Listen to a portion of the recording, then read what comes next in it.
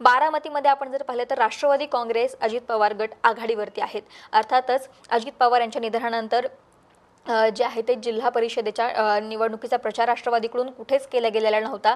भाजपकडून सुद्धा देवेंद्र फडणवीस यांनी प्रचार न करण्याची किंवा प्रचारसभा न घेण्याची भूमिका जी आहे ते घेतल्याचं पाहायला मिळालं होतं.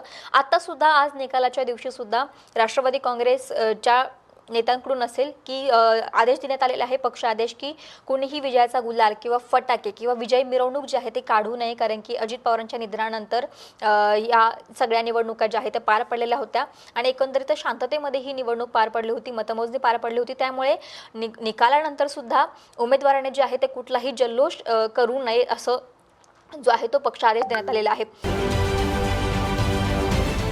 महाराष्ट्रातील सर्व बातम्यांचे विश्वासार्ह व्यासपीठ सकाळच्या सर्व सोशल मीडिया प्लॅटफॉर्मला लाईक, फॉलो आणि सबस्क्राईब करा. तसंच सर्व नोटिफिकेशनसाठी बेल आयकॉन प्रेस करायला विसरू नका.